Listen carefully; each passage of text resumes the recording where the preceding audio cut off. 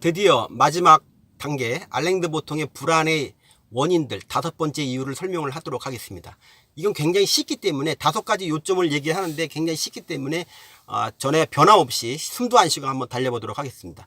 일단 근대의 사회, 현대 사회에서의 개인적인 성취라는 것은 자기가 이루은, 자기가 성취해서 지위를 획득할 수 있는 게 됐다는 거죠. 옛날 신분사회, 귀족사회에서는 어떤 뿅하고 태어나는 그런 것들이 아니고 자기가 실력을 발휘해서 능력에 의해서 성공할 수 있다면 자기가 가질 수 있는 모든 지위, 높은 지위를 획득할 수 있다. 이런 얘기를 하는 거죠. 그러나 이런 지위를 획득하거나 또는 획득하고 나서 떨어지지 않기 위해서는 5가지 요인들이 완벽하게 성취가 돼야 되는데 그것이 이루어지지 않을 때는 우리는 지위는 항시 불안할 수밖에 없다. 이런 식으로 얘기를 하고 있습니다. 먼저 이 얘기하기 전에 한 토막이 나오고 있습니다. 불안이라고 하는 것은 야망의 시녀다. 야망의 하녀다. 이런 말이 있습니다. 이런 걸 볼 때 알랭드 보통이 어떤 동양적인 어떤 철학을 갖다 알 수가 있겠습니다. 이런 비슷한 말을 제가 알고 있는 것이 불교에서 얘기하는 하나의 욕망이 이루어지면 또 다른 욕망이 10개가 생긴다. 또한 이걸 이루지 못하여 괴로움이 생긴다. 이런 식으로 얘기를 봤을 때는 결국 끊임없는 욕망과 야망을 성취하는 과정에서 결과적으로 오는 것은 괴로움이다. 고해다. 그래서 그것이 불안으로 연결된다. 이렇게 하고 있습니다. 그럼 본격적으로 왜 우리를 지위를 유지하는 데 불안한 요인이 재능인가? 이 재능을 봐서 재능이라고 하는 건 결과적으로 자기의 능력 중에 한 부분이죠.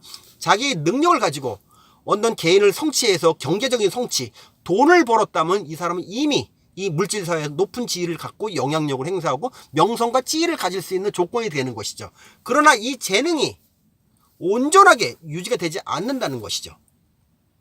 어느 회사에 들어갔는데 자기가 펼칠 수 있는 아이디어, 창작력이 몇 년이고 유지가 될 수 없겠지 않겠습니까? 자기가 배우는 어떤 재밌는 노래, 예술, 스포츠 모든 부문에서 자기 기능이 온전하지가 않습니다. 슬럼프라는 기간이 있고 어느 날 신이 기똥차게 준 어떤 재능에 대해서 어느 날 걷어들일 때 자기는 이미 갖고 있는 지위가 무너질 수밖에 없고 그것이 없다면 그 지위를 상승시킬 수 없는 거기 때문에 이 재능이라는 것은 현대인이 갖고 있는 불안 요소 중에 한 개다.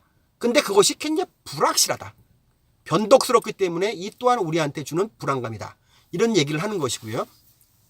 두 번째는 운이라고 하는 것은 현대는 운이라는 어떤 기능들이 잘 먹히지가 않습니다. 왜 그러냐? 옛날 신분사회에서는 어느 좋은 집, 부잣집, 귀족사에서 일어났을 때 내가 불운이라고 얘기할 수 있지만 지금 평등, 무제한의 기회로 인해서 능력치에 의해서 우리가 성공할 수 있는, 성취할 수 있는 그런 밑바탕이 되어 있는데 그 성취 못하면은 운으로 돌릴 수 없는 사건들이 있다. 그러나 세상을 전반적으로 봤을 때 운이 전혀 없는 것 작용을 하지 않느냐? 작용을 한다고 저는 봅니다. 왜?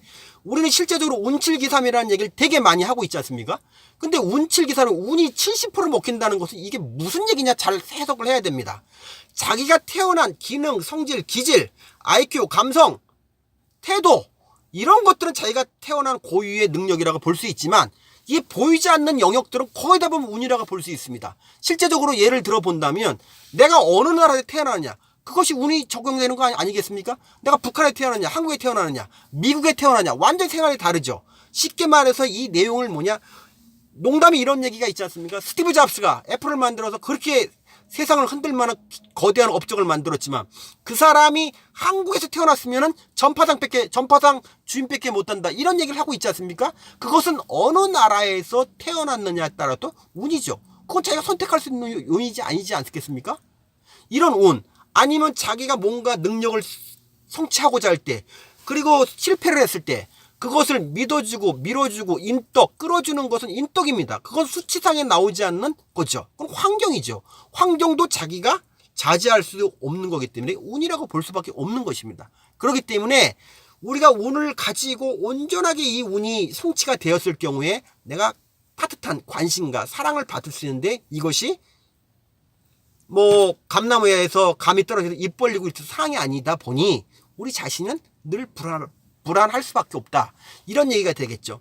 제가 전에 다른 어떤 유튜브에 올렸는데, 사주 명리학, 동양 철학에서도 마찬가지로, 사주팔자라는 개념이 있습니다만은 사람들이 잘 이해를 못하는 게 사주팔자 갖고 운을 결정하는 건 아닙니다. 사주 명리학에는 사주와 팔자를 가지고 그 사람의 기질, 재능, 앞으로 살아갈 수 있는 무기가 무엇인지를 알아보는 겁니다.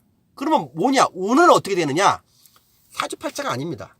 인생은 그 사주 명리학 쓰면은 매년 10년마다 운이 바뀝니다. 10년 단위로, 10년 단위로, 10년 단위로 운이 바뀝니다. 그걸 뭐라 그러냐? 전문용어로 대운이라고 합니다. 그레이트 퍼튼 이런 거 아닙니다. 그냥 10년에 오니까 대운이라고 합니다. 그 밑에 잘게 들어가서 1년 단위가 있습니다. 2019년, 2020년, 2000 이게 다 사람마다 다 다른 10년마다 운을 갖고 있습니다. 그래서 초창기 땐 불우하게 잘못 살아도 어떨 때 운이 뻥 터지게 되면 그 10년 안에 돈을 많이 벌고 명예를 획득해서 나머지 평생을 또 잘 먹고 잘 사는 사람이 있는가 반면에 좋은 운을 오랫동안 유지하고 있다가 어느 순간 늙음악하게 홀라당 망해먹는 사람들은 그 이수 사주 명리학에서는 운이 다해서 운이 나쁜 작용을 했기 때문에 떨어지는 겁니다. 이게 사주 명리학의 기질을 보고 운을 보는 어떤 내용들입니다. 그렇기 때문에 전혀 무시할 수 있는 사항이 아니라는 거죠. 그럼 현대인이 왜 불안하냐? 이 행운이, 이 불운이 적용을 하는데 내 뜻대로 되지 않기 때문에 이것이 현대인이 갖고 있는 불안의 요인이다 이렇게 생각합니다. 세 번째는 여기서 고용주라고 나있습니다. 여기서 고용주는 사장님이 나빠요. 사장님이 나빠서 생기는 불안감을 얘기하는 건 아닙니다. 한 사례로 여기서 재밌는 얘기가 나오는데 3acre and liberty라고 나옵니다. 3acre는 실제 말해서 한 3,600평 됩니다. 한 1acre는 한 1,200평 되니까 3,600평. 그거를 가지고 땅을 사서 자급자족으로 농사를 짓고 닭을 키우고 돼지를 키우고 소를 키웠을 때 자기가 자급자족을 하면은 행복하니 이걸 다 떠나서 그쪽으로 돌아가라고 했답니다. 미국에서 한 100년 전에. 그게 센세이션을 일으켰다고 하는데 지금 알랭드 보통이 얘기하는 것은 그런 사회가 이미 지났다. 왜? 2000년도 기점으로 하여 19년 전이겠죠. 19년 전에 이미 자기의 노동력을 주고서 돈을 버는 사람이 2000년대 벌써 90%라는 거죠.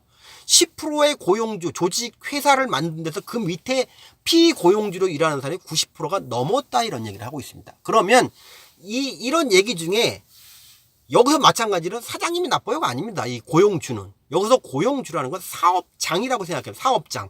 회사라고 봐야 됩니다. 회사. 돈을 벌 수 있는 어떤 커뮤니티를 봐야 됩니다. 그럼 왜 여기서 불안하느냐? 일단 자급자족에서 지 마음대로 살 수 있는 의지대로 살 수 있는데 어떤 남한테 조직체에 들어갔을 땐 그 사람의 조직에 맞는 철학과 신념에 맞게 그걸 자기가 따라가야 된다는 거죠. 여기서 1차적인 불안이 생긴다는 겁니다. 그리고 그 안에서 하기 위해서 자기가 성과를 내야 되고 능력을 증명해야 되는데 그 능력과 증명하기 자체가 굉장히 어렵다. 그리고 내가 열심히 일을 했는데 나한테 보상들이 정당한 보상들이 오는 것이 올바르냐 이렇게 물어보는 거죠. 평가를 얘기하는 거다. 평가. 내가 진짜 열심히 일했는데 저 사람이 나를 평가하는 게 온당하냐. 그래서 내가 정당히 받아서 승진하고 보상받고 월급받고 인센티브를 받을 수 있는 조건이 되느냐. 그렇지 안 되기 때문에 이 또한 불안한 이유가 될 수 있다. 또 하나 이 사업장에서 생기는 불안감은 무엇이냐. 그 커뮤니티 안에서 살아가는 사람들의 관계에 대해서 불안감을 얘기합니다. 쉽게 말해서 학교 다니면서 친구가 아니죠. 자기보다 친구보다 좋은 성적을 받아서 좋은 대학을 가기 때문에 그 사람은 나한테 경쟁자가 되는 것이고 대학 가서 그 똑같은 실적을 받아야 되죠. 그런 사람들이 다시 또 자기가 친구로 볼 수 없고 경쟁자로 보고 적으로 볼 수 없는 그런 사람을 살아간다는 자체가 괴로움이라는 거죠. 여기서 그러면서 이제 사례들 얘기 나오는 게 몇 가지 얘기 나옵니다. 이 조직체에서 살고 있을 때 괴로움은 무엇이냐. 자기가 살기 위해서 처세를 해야 된다는 거죠. 이 처세를 잘하는 사람도 있고 처세를 못하는 사람이 있지 않습니까? 자기의 실패는 얘기하지 말고 자기의 잘한 것을 과장되게 얘기하라. 뭐 이렇게 하는데 되는 사람은 되지만 안 되는 사람도 얼마나 괴롭겠습니까? 또한 사람을 다루는 기술, 이런 어디 조직체에서 높은 자리에 있었다고 치면 그 사람은 사람들을 어떻게 다뤄야 되느냐. 여기서 얘기하는 것이 제가 좋아하는 마키아벨리의 군주론에 나오는 얘기를 합니다. 사람을 다룰 때 사랑의 대상으로 사랑으로 다스리는 그 사랑의 대상이 될 것이냐 아니면 무서움의 존재가 될 것이냐 물었을 때 마키아벨리는 누구든지 그러겠죠. 사랑으로 해야 되는 거 아니냐라고 하지만 마키아벨리는 딱 단언합니다. 사랑의 대상으로 사람을 상대하면 안 된다. 더 무서운 무서움의 존재로서 사람을 다스리는 게 훨씬 낫다. 왜? 사람이라는 것은 이해타산이 많기 때문에 이득 주고받는 관계가 많기 때문에 내가 주지 못한다면 그 관계는 언제든지 무너질 수 있다. 그러나 공포의 대상으로 있을 때는 그 두려움, 벌에 대한 두려움 때문에 그 밑에 사람들은 나를 변하지 않고 나에서 존중을 표하고 살 수밖에 없다. 이런 거죠. 이렇게 살아야 되는 괴로움이 바로 이 사업장에서 근무하는 현대인의 불안감이라고 할 수가 있는 것입니다. 세 번째 얘기가 끝났죠. 네 번째 얘기가 뭐냐면 고용주의 이익이죠. 고용주의 이익이라는 것은 오너, 그걸 지키는 사람들의 이익에 관련된 문제입니다. 그 고용주가 사업장이 이득을 내지 못하는 관계가 되었을 경우에 나는 늘 불안할 수밖에 없는 거죠. 왜? 고용주가 이득을 창출을 못하게 되면 어떻게 되겠습니까? 사람을 자르지 않겠습니까? 아니 문을 닫아버리죠. 거기서 대표적인 제가 사례를 들어보면 모든 사업장이든 돈을 1년에 한 100억을 순수하게 벌었을 경우에 차이가 100억을 버는데 갑자기 이익이 갑자기 50억으로 줄어든다. 이렇게 되면 어떻게 되느냐? 일단 다른 데를 찾아서 일단 사례를 보면 합병을 한다든가 이런 식으로 팔아넘기는 경우가 있습니다. 팔아넘기면 왜 불안하냐? 그럼 저 사업장, 이 사업장에 붙었을 경우에 교집합이 있습니다. 중복되는 직책을 갖고 있는 사람들은 누군가가 한쪽은 다 잘려나가야 된다는 거죠. 회사를 그만둬야 되는, 실직해야 되는 그 위험한 불안 속에 살 수밖에 없기 때문에 불안할 수밖에 없죠. 그러니까 우리가 예민하게 고용주가 얼만큼 이득을 남기느냐가 되게 중요한 관건이 된 겁니다. 또 하나, 어떤 100억을 이득을 남기는, 1년 안에 100억을 남기는 데가 차츰차츰 이득이 줄게 됩니다. 그럼 뭐를 하느냐? 인건비가 비싼 한국 말고 인건비가 싼 동남아시아 쪽으로 진출하게 됩니다. 그래서 여기 있는 쓰는 사람을 해고를 하고 실직을 시키고 명퇴를 시키고 구조조정을 해서 그쪽으로 동남아 임금이 싼 쪽에 가서 비즈니스를 하게 되는 거죠. 그래서 여기서 손실됐던 부분, 임금, 고임금을 저쪽에 낮은 임금에 있는 나라에서 그걸 대체를 받으면서 옛날에 갖고 있었던 고유한 이득을 창출한다. 이런다. 그렇기 때문에 고용주가 수익이 나지 않고 이득이 완전히 절감할 때는 도산, 폐업, 아니면 구조조정, 대량 실직, 이렇기 때문에 우리 현대인은 굉장히 불안할 수밖에 없다. 이게 네 번째 이유입니다. 마지막 한 가지는 세계 경제를 얘기하는 건데, 세계 경제는 척하고 얘기 안 해도 여러분들이 딱 알아들을 수 있는 것입니다. 그냥 사례로 얘기하면 1997년에 우리는 이미 IMF 금융위기를 만났죠. 만나고서 처참하게 대량 학살을 하고 뭔가 잘리고 나면 우리가 국가가 뭔가 해줄 거라고 생각했지, 또 그것도 아니죠. 고용주가 그때는 친절하게 했던 고용주 자체도 어떻게 할 수 없는 거기 때문에 도산하고 폐업하고 문을 닫아버리죠. 그럴 때 우리는 모든 사람이 트라우마를 겪었다고 봐야 됩니다. 대한민국의 그때 당시에 인구가 한 4,500만이라고 본다면 한 3,500만 명이 이미 트라우마가 다 걸리지 않나 저는 개인적으로 생각합니다. 왜? 깐난쟁이 아버지가 사업했는데 아버지가 IMF 금융위기 때 파산을 했게 되면 자기 고등학교 때 있던 형 누나들을 굉장히 힘들게 학교를 다녔을 것이고, 그 어린아이는 갑자기 뿔뿔이 흩어져야 되는 그런 어떤 그 고통, 상처를 받았기 때문에 트라우마가 형성됐죠. 그 사람이 삼촌이 수 있고 아버지가 될 수 있고 이모가 될 수 있고 모든 내 친구가 될 수 있고 친지가 될 수 있는, 실제적으로 자기가 그런 사업장에 있을 때 잘림을 당했다든가 뭐 부도가 나서 회사를 망했다든가 이러지 처참한 광경을 우리가 경험했기 때문에 이제는 그 돈이 아니면 믿을 수 없다는 어떤 그런 물질주의에 완전 푹 빠져버린 거죠. 그 자체가 불안한 겁니다. 그래서 이 IMF 금융위기 같은 1997년에 있었던 이 사건들이 현재의 물질주의에서 가장 우리를 고통스럽게 하고 불안하게 하는 커다란 사건이라고 볼 수 있습니다. 또 하나 2008년에 리만브러스 사건들이 있으면서 굉장히 전 세계가 경제가 공황 상태가 일어나지 않았습니까? 그때도 많은 사람들이 대량 해고를 당하고 잘리고 감봉당하고 일자리 잃고 트라우마를 겪으면서 우리는 그 불안을 벗어날 수 있는 방법이 없다는 거죠. 그렇기 때문에 이건 뭐 설명할 필요도 없죠. 세계 경제는 예의주시할 수밖에 없고, 그리고 지금은 세계 경제가 우리나라만 공짜로 한다고 잘할 수 있는 그런 환경이 아니지 않습니까? 리만 브러스 사건을 보면 알겠지만 왜 미국의 서브 모기지론이 우리나라까지 왔느냐? 다 우리나라가 미국의 어떤 금융이니 모든 제도와 다 연결되어 있는 거예요. 돈 버는 펀드니 스탁이니 다 연결되어 있고 중국 모든 브라질 모든 나라와 연결되어 있기 때문에 우리가 독자 각자 생존할 수 있는 방법이 아니고 어리선가 감기 몸살이 죽으면 우리나라는 갑자기 막 그 중환자실에 들어가야 되는 그런 공포스러운 상황. 근데 공포스러운 상황을 옛날에 봤지 않습니까? 아, 그렇게 상황이 어렵게 되면은 내가 바로 잘리고 그러면서 내가 갖고 있는 지위가 무너지고 생계가 어려워지고 이러다 보니까 우리는 늘 불안해질 수밖에 없다. 이런 환경입니다. 그래서 알랭드 보통은 마지막으로 여기서 한 5가지 불확실한 요인을 얘기하지만 저는 기본적으로 재능에 대해서도 동의가 되고 운도 동의가 되고 사업장에서 견디는 그런 건 전 잘 모르겠고 그리고 고용주의 이익이라든가 세계의 경제 그것이 불황해되었을 때 우리가 갖고 있는 엄청난